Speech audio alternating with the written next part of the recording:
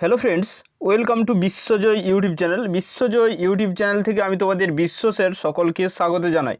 দেখো, আজকের এই ক্লাসে আমি তোমাদের সঙ্গে আলোচনা করব যে জেনারেল স্টাডিজের যে মোস্ট ইম্পর্টেন্ট দুটো পার্ট, সেটা হচ্ছে ম্যাথ থেকে 8টি, ঠিক আছে, যে তোমাদের ম্যাথ এসেছিলো 2023-এ, এবং তোমাদের হিস্ট্রি থেকে যে ইন্ডিয়ান ন্যাশনাল মুভমেন্ট থেকে তোমাদের কমপক্ষে 5 থেকে 8টি প্রশ্ন আসে, ঠিক আছে। তো সেই 5 থেকে 8টি প্রশ্ন নিয়ে আলোচনা করব। কী ধরনের প্রশ্ন তোমাদের বিহারের বিভিন্ন এক্সামে এসে থাকে সেই সমস্তগুলো নিয়ে আলোচনা করব। ভিডিও ক্লাসটি খুবই ইম্পর্টেন্ট। ওকে, তোমরা চাইলে লাইভে প্রত্যেকে অ্যান্সার করতে পারবে, যদিও এটা প্রিমিয়াম করা আছে। আমি তোমাদের সমস্ত কমেন্ট দেখছি, তো প্রত্যেকে অ্যান্সার করতে পারবে। এবং তোমাদের যে সমস্ত বন্ধুরা বিপিএসসি এক্সাম দেবে, অর্থাৎ যারা স্টেট কোয়ালিফাই করবে মনে করছো, তারা অবশ্যই তোমাদের বন্ধুদের সঙ্গে শেয়ার করে দিও, যে সমস্ত বন্ধুরা স্টেট কোয়ালিফাই করবে।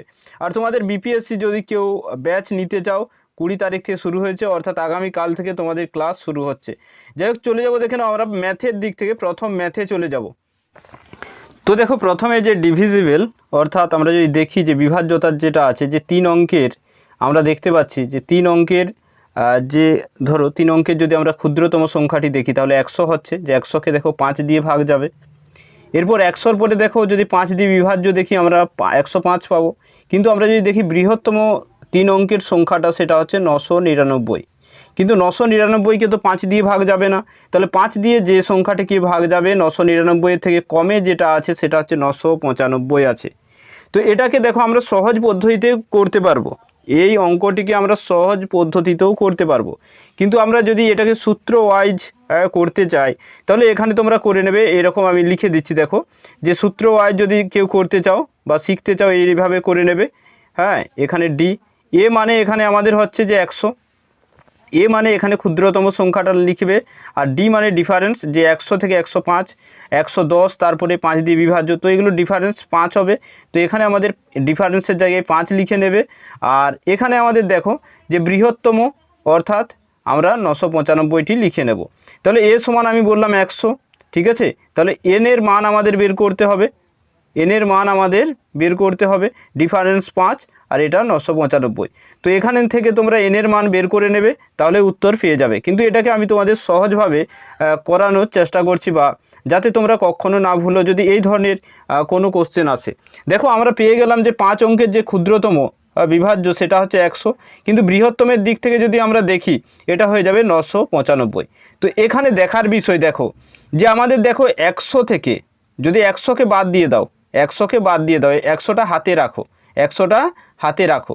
তো 105 আমাদের হচ্ছে দেখো, এবং 110 হচ্ছে, অর্থাৎ 100 থেকে 110 পর্যন্ত আমরা দুটো সংখ্যা পাচ্ছি যে 5 দিয়ে বিভাজ্য যাবে। সেরকম তাহলে 115, 20, হ্যাঁ 20 পর্যন্ত আমরা আর দুটো পাবো, 30 পর্যন্ত আর দুটো পাবো, 40 পর্যন্ত আর দুটো পাবো, 130 মানে 135, 40, তারপরে 150 পর্যন্ত আর দুটো পাবো। তাহলে দেখো এখানে 50 পর্যন্ত, ঠিক আছে, মানে 105 থেকে 150 পর্যন্ত আমরা দেখো কতবার দেখো 5 দিয়ে ভাগ যাবে, 2 2 4, 6, 8, 10। তাহলে 50 পর্যন্ত যদি 10 বার যায়, তাহলে 100 পর্যন্ত কতবার যাবে, তাহলে 20 বার যাবে 100 পর্যন্ত 5 দিয়ে, মানে 105 থেকে 200 পর্যন্ত, 105 থেকে 200 পর্যন্ত কত, যে এখানে আমাদের 20 বার যাবে, যে 5 দিয়ে ভাগ 105 থেকে 200 পর্যন্ত। তাহলে 105 থেকে যদি ধরো 105 থেকে যদি 200 পর্যন্ত, ঠিক আছে, 20 বার যায়, তাহলে 300 পর্যন্ত আর 20 বার যাবে, 400 পর্যন্ত আর 20 বার, এই করে আমাদের 9 আছে, যেহেতু এই করে আমাদের কত হচ্ছে 9, মানে ধরে নাও যে এখানে আমাদের 1000 ঘর ধরে নাও। এখানে আমি তোমাদের এটা মুছে দিচ্ছি, দেখো, তাহলে এখানে আমরা কি পেলাম, যে 105 থেকে ধরে নাও 100টা হাতে রাখো, 100টা হাতে রাখো, 105 থেকে আমরা 200 পর্যন্ত আমরা 20 পাচ্ছি। তো 205 থেকে 300 পর্যন্ত আমরা 20 পাচ্ছি, 305 থেকে 400 পর্যন্ত আমরা 20 বার যে 5 দিয়ে বিভাজ্য যাবে, 500 পর্যন্ত আরও 20 যাবে, 600 পর্যন্ত আরও 20 যাবে, 700 পর্যন্ত আরও 20 বার যাবে, 800 পর্যন্ত আরও 20 বার যাবে, 900 পর্যন্ত আরও 20 বার যাবে, আর 1000 পর্যন্ত আরও 20 বার যাবে। তাহলে 1000 পর্যন্ত তো এখানে নয়, এখানে আমাদের 995, মানে এখানে আমাদের 20 বার হবে না, এখানে আমাদের 19 বার হবে। তাহলে দেখো এখানে আমরা কবার 20 পাচ্ছি, 1 2 3 4 5 6 7 8, তাহলে কত হচ্ছে 8 দুগুণে 16, 160 হচ্ছে। এখানে কত আছে 19, 19 লিখে নাও। আর এখানে 100 একবার আছে, 5 দিয়ে যাবে তাহলে একবার, তাহলে একটা 180 হয়ে যাচ্ছে, এটা 180। দেখো যেহেতু তোমাদের 2.5 ঘন্টার পরীক্ষা, তো হাতে অনেক সময় পাবে, তো সহজ পদ্ধতিতেও ম্যাথকে নামাতে পারবে, তাই এই পদ্ধতিটি দেখালাম। যারা বুঝতে পারোনি তারা আরও একবার এই ভিডিওটি দেখে নিও। নেক্সট দেখে নাও কি আছে, দি ভ্যালু অফ। এই ধরনের ভ্যালু থেকে একটা অঙ্ক তোমাদের আসে, ঠিক আছে, এই ধরনের ভ্যালু থেকে তোমাদের একটা অঙ্ক আসেই কিন্তু। তো যখনই এই ধরনের অঙ্ক আসবে দেখে মনে হবে কিভাবে কষবো, এই সরলটাকে কিভাবে করব। কিন্তু এটা তোমরা সেকেন্ডের মাথায় উত্তর করে নিতে পারবে, 1 সেকেন্ড বা 2 সেকেন্ড, 1 সেকেন্ড থেকে 2 সেকেন্ডে করে নিতে পারবে। এগুলো কি করতে হয় দেখো, যদি আমরা একে পূর্ণ ভাঙি, 2 1 2, আর এখানে 1 যোগ করলে কত হবে 3 2, তাহলে মাঝে কিছু নেই মানে ইন্টু চিহ্ন আছে, তাহলে 3 1 3, এখানে 3 1 3 আর 1 যোগ করলে 4, তাহলে এখানে আমরা 4 3 পাচ্ছি। তারপরে আমরা এখানে কত পাবো, তাহলে 5 4 পাবো। এইভাবে ডট ডট দিয়ে দেখো এখানে আমরা কত পাবো, 120 1 120, আর উপরে 121 আছে, তাহলে 121 বাই 120 পাবো। কিন্তু এখানে দেখো মজার ব্যাপার, যে এখানে আমরা এই 3 কাটতে পারবো, এই 2 কাটতে পারবো, তাহলে এই 5 কাটতে পারবো। এখানে এরপর দেখে নাও যে আমরা যে প্রথম যে ভগ্নাংশটি পেয়েছিলাম, এখানে দেখো নিচের হরটা আমরা বর্তমান পেয়ে যাচ্ছি, মানে এখানে আমাদের উপরের যে 121 এটা থেকে যাবে, ঠিক আছে, নিচের 120টা কাটা হয়ে যাবে, 120টা কাটা হয়ে যাবে, ঠিক আছে। এইভাবে যদি আমরা করি, এরপরে আমরা করব যে দেখো 5 4 করলাম, ঠিক আছে, এখানে তোমাদের হয়ে যাবে, তখন কি হয়ে যাবে যে এইভাবে পরবর্তীতে ধরে নাও এখানে 3 আছে, এখানে 4 আছে, এখানে 5 হয়ে যাবে, হ্যাঁ 6 5, তারপরে হয়ে যাবে তোমার পরবর্তী যা হবে 7 6, এইভাবে হয়ে হয়ে হয়ে হয়ে তোমার এই জায়গাতে আসবে যে 120 বাই, ঠিক আছে, 119 থাকবে। তো 119 আগের এখানে 119-এ কেটে যাবে, 120 তো 121 বাই 2 হবে। এই ম্যাথগুলো এই টাইপের হয়। তো এটা তোমাদের উত্তর হয়ে যাবে 60.5, অপশান এ হবে সঠিক উত্তর। এই ধরনের ম্যাথ কিন্তু একটা আসবেই, ঠিক আছে। এটার সঙ্গে এটাকে প্রত্যেকেই জানো যে যেহেতু আমাদের আছে দেখো 1 + 1 2 আছে, তো এখানে আমরা 3 2 পেয়ে যাব, তারপরে এটা 4 তারপরে কত পেয়ে যাব, 4 3 পেয়ে যাব, এইভাবে 3 3 কাটছে। তো যেহেতু এখানে আমাদের হরটা থাকছে, এখানে আমাদের লবটা থাকবে, 121 হচ্ছে, তাহলে এটাকে আমরা যদি ভাগ করি তাহলে 60.5 পেয়ে যাব। নেক্সট দেখে নাও, বুঝেছো আশা করি, একটু জানাবে। নেক্সট দেখে নাও যে টাইম অ্যান্ড ডিস্টেন্স থেকে যে ম্যাথটি আছে, এটা দেখো যেহেতু তোমাদের কোশ্চেন পেপারটা আছে এই পাশে তোমাদের যেহেতু মানে কি বলবো কোনো শূন্যস্থান নেই, তো ম্যাথটা করতে একটু অসুবিধা হচ্ছে। যাই হোক, তো দেখে নাও এখানে যদি আমরা ম্যাথটি দেখি, দেখো এখানে আমি তোমাদের যে কিছুটা লিখবো, কিছুটি মুছে দেব, তো একটু দেখে নেবে। ধরে নাও এই যে আমরা পথটা যাচ্ছি, এটা হচ্ছে আমাদের 200 কিলোমিটার। তো কি বলা হচ্ছে দেখো, যে 120 কিলোমিটার পর্যন্ত, 120 ধরে নাও এতটা হচ্ছে 120, তো 120 পর্যন্ত গাড়িটা ছুটছে 90 কিমি পার হাওয়ারে, 90 কিমি পার হাওয়ারে ছুটছে। তাহলে এখানে দেখো যে 120 কিলোমিটার পর্যন্ত, মানে ধরো যদি 1 ঘন্টায়, আচ্ছা 90 কিলোমিটার যাচ্ছে 1 ঘন্টায়, ঠিক আছে, তাহলে 1 কিলোমিটার যাবে কত হবে 1/90, তাহলে 120 কিলোমিটার যাবে কতই, যে এখানে আমরা 120 করে নেব। তাহলে এখানে 0 0 কাটলো, 3 3 9, 3 4 12, তাহলে এখানে আমরা পেয়ে গেলাম 4 3 ঘন্টা। তো 4 3 ঘন্টাকে যদি আমরা মিনিটে করি, তাহলে 60 দিয়ে গুণ করে নাও, 3 20 60, তাহলে কত হচ্ছে 4 দুগুণে 180 মিনিট, মানে কত 1 ঘন্টা 20 মিনিট। তাহলে এতটা পর্যন্ত ম্যাথ করলাম, তাহলে এখানে আমরা লিখে নিই যে 1 ঘন্টা 20 মিনিট, এখানে আমরা পেলাম, এটা লিখে নাও 1 ঘন্টা 20 মিনিট। তো এখানে দেখো আমাদের যে 200 কিমি যাত্রাপথ ছিল, এখানে যে 200 কিমি যাত্রাপথ এই সম্পূর্ণটা ছিল, তার 120 কিমি পর্যন্ত আমরা গেলাম কারে, 90 কিমি পার হাওয়ারে। পরের তাহলে দেখো 200 যদি 120 চলে আসি, আর কত বাকি থাকবে, এই পাশটা আমাদের 80 বাকি থাকবে। তাহলে এই 80 পথ যেতে আমাদের যে গাড়ির স্পিড আছে সেটা 40 কিমি পার হাওয়ার, ঠিক আছে। তাহলে 1 ঘন্টায় যদি 40 কিমি যায়, তাহলে 80 কিমি যেতে কত সময় লাগবে, 2 ঘন্টা। তাহলে এখানে আমরা 2 ঘন্টা যোগ করে নাও, তাহলে এখানে হয়ে যাবে 3 ঘন্টা 20 মিনিট। তো এখানে অপশান এ হবে সঠিক উত্তর। যারা বোঝোনি এখনও, আরও একবার পুনরায় দেখে বুঝে নিও, ঠিক আছে। নেক্সট দেখে নাও যে 4 নম্বর প্রশ্নটি কি আছে, যে 4 নম্বর যে তোমাদের প্রশ্নটি আছে, দেখে নাও যে এখানে এই ধরনের প্রশ্নগুলো আমাদের একটা না একটা পরীক্ষায় এসে থাকে, ঠিক আছে। একটা না একটা পরীক্ষায় আসে যে 10% লস অন সেলিং প্রাইস, অর্থাৎ বিক্রয় মূল্যের উপর যদি 10% এখানে যদি ক্ষতি হয়, তাহলে ক্রয় মূল্যের উপর শতকরা ক্ষতির হার কত, কি বলেছে দেখো। যখন এগুলো দেখো, যদি বলে যে বিক্রয় মূল্যের উপর 10% ক্ষতি, তার মানে দেখো বিক্রয় মূল্যের উপর যদি 10%, তার মানে দেখো যে তোমার বিক্রয় মূল্যটা তাহলে কত হবে, বিক্রয় মূল্যটা 100 হবে। ঠিক আছে, বিক্রয় মূল্য যদি 100 হয়, তাহলে ক্রয় মূল্য কত হবে, যেহেতু বলেছে 10% ক্ষতি, তাহলে হবে আমাদের 100 প্লাস 10 হবে, সমান হয়ে যাবে 110। আবারও বলছি যে যেহেতু বলেছে যে বিক্রয় মূল্যের উপর 10% ক্ষতি, মানে 100 ধরে নাও বিক্রয় যদি করা হয়, তাহলে জিনিসটার দাম কত ছিল, ক্রয় মূল্য, তাহলে 110 ছিল। কত ছিল, 110 ছিল। ঠিক আছে, 110, 100 প্লাস 110, 110 হচ্ছে, তবেই 10% ছাড়, মানে বিক্রয় মূল্য 100 হচ্ছে। এরপর দেখে নাও কী বলা আছে যে ক্ষতির পরিমাণ তাহলে কত, তাহলে ক্ষতি কত হয়েছে, ক্ষতি তো 10, 110 থেকে 100 বিয়োগ করলে কত হবে, অবশ্যই 10 হবে। তাহলে ক্ষতির পরিমাণ আমাদের 10 হয়েছে। তাহলে আমরা শতকরা ক্ষতির পরিমাণ দেখব। তাহলে দেখো 10 টাকায় ক্ষতি, 10 টাকা যে ক্ষতি হয়েছে কত টাকার উপর, ক্রয় মূল্য 110-এর উপর। ঠিক আছে, তাহলে এটাকে আমাদের যে 100 দিয়ে যদি করে নিই, গুণ করে নিতে হবে, যেহেতু পার্সেন্টেজে বের করতে হবে। তাহলে এখানে 0 0 কাটলো, তাহলে উপরে থাকলো 100, নিচে থাকলো 11, অর্থাৎ 9.1-এর 11%। ঠিক আছে, দেখো কি বলেছে, বিক্রয় মূল্যের উপর 10% ক্ষতি।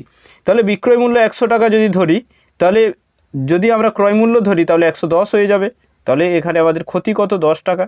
তাহলে 10-এ আমাদের দেখো যে 10% ক্ষতি হচ্ছে কতর উপরে, 110-এর উপরে, বা 10 টাকা ক্ষতি হচ্ছে 110-এর উপরে। তাহলে 100 দিয়ে আমরা গুণ করে নেব, তাহলে 9.1-এর 11% উত্তর হয়ে যাবে।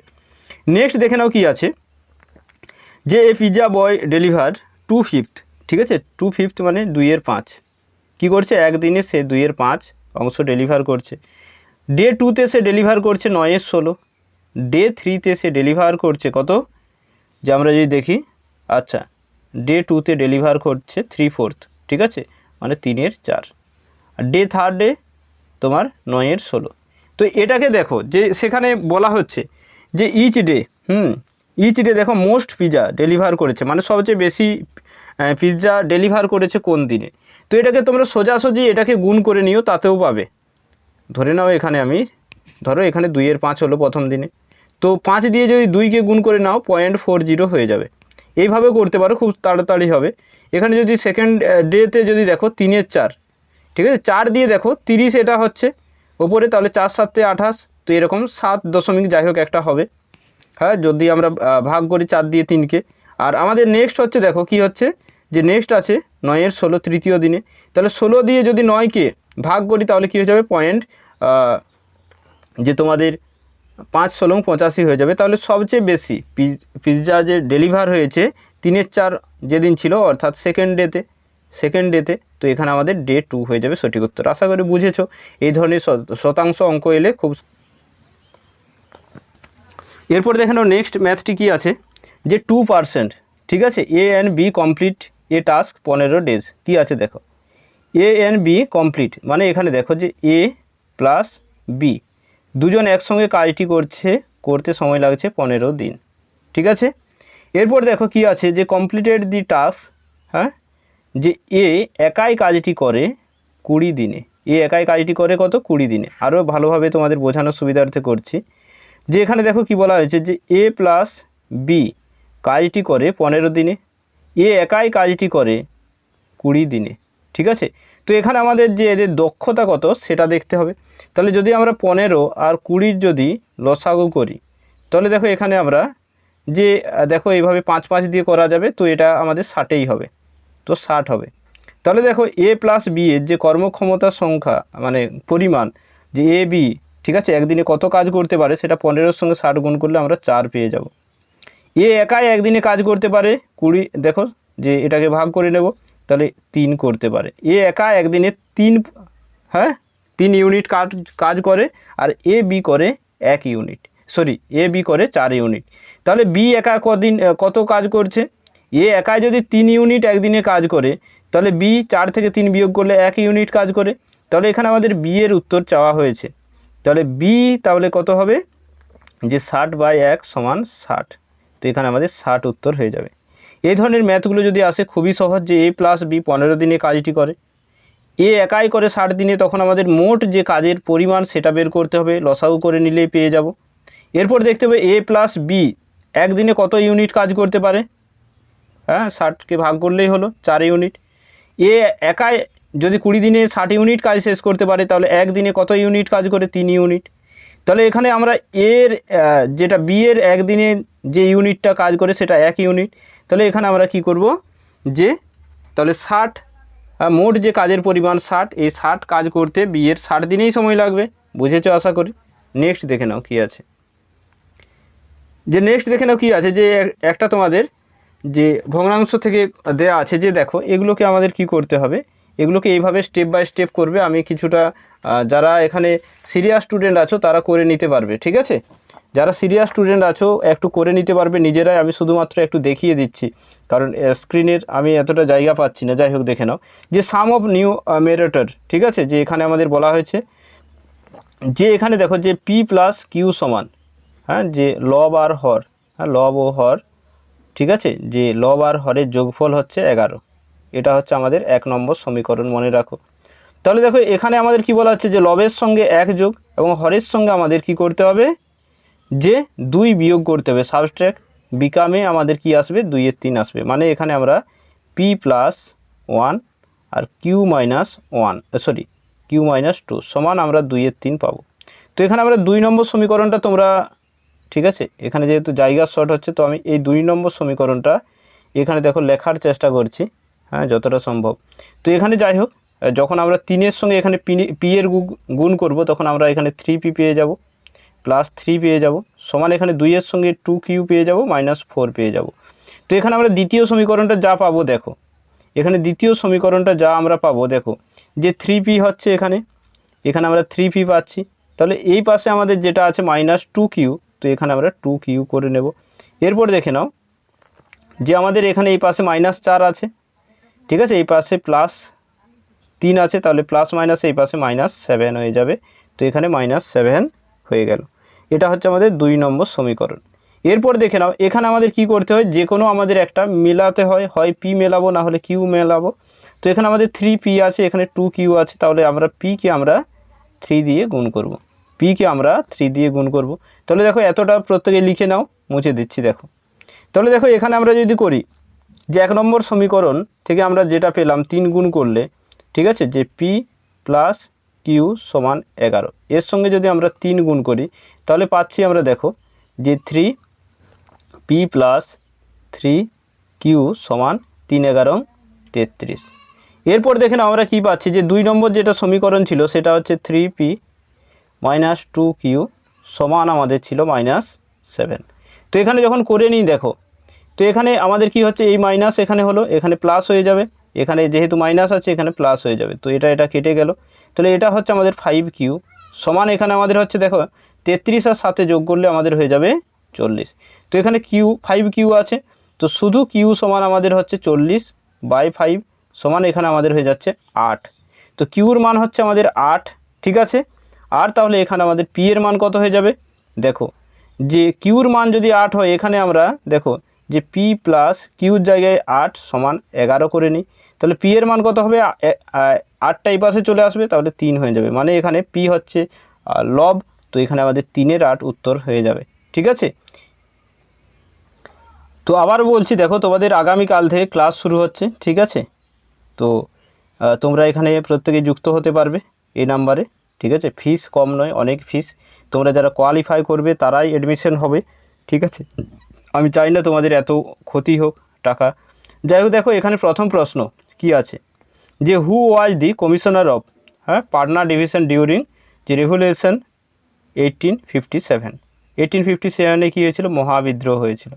তো পাটনা ডিভিশনে সেখানে আমাদের দেখতে হবে যে কমিশনার কে ছিলেন, ঠিক আছে। কমিশনার কে ছিলেন, চলো অ্যান্সার করতে হবে এখানে। তো উইলিয়াম টেলর ছিলেন পাটনা ডিভিশনের, ঠিক আছে, সেই মহাবিদ্রোহের কমিশনার। নেক্সট প্রশ্নে আমরা চলে যাব, দেখো যে 1857 যে ক্রান্তি সর্বপ্রথম, তো 1857 যেটা তোমাদের ভারতের প্রথম হ্যাঁ, যে স্বাধীনতা আন্দোলন বলা হয় ভারতবর্ষে প্রথম, সেটা ফার্স্ট স্টার্ট হয়েছিল কোথা থেকে? ঠিক আছে, where did the revolution of 1857 first দেখো স্টার্ট কোথা থেকে হয়েছিল। তো এখানে দেখো এই রেভলিউশন যেটা ফার্স্ট স্টার্ট হয়েছিল সেটা হচ্ছে মেরুট থেকে। ঠিক আছে, অপশান ডি হবে সঠিক উত্তর, ডি হবে সঠিক উত্তর। ঠিক আছে, আর যদি সময়টা মনে রাখতে চাও কেউ, ঠিক আছে, 10ই মে 1857, ঠিক আছে, এটা হচ্ছে তোমাদের মেরুত। এরপর দেখে নাও রাজস্থানে অবস্থিত। এরপর দেখে নাও যে Kunwar Singh, when did Kunwar Singh enter Jagdishpur. যে কুনওয়ার সিং থেকে অনেকগুলো প্রশ্ন তোমাদের আসার সম্ভাবনা আছে, একটা প্রশ্ন কিন্তু আসার সম্ভাবনা আছেই এই কুনওয়ার সিং থেকে, যে জগদীশপুরে কখন তিনি প্রবেশ করেন। এই সময়টা দেখো আমি বলেই দিচ্ছি। ঠিক আছে, তো এটা হয়ে যাবে 22 এপ্রিল 1858-তে।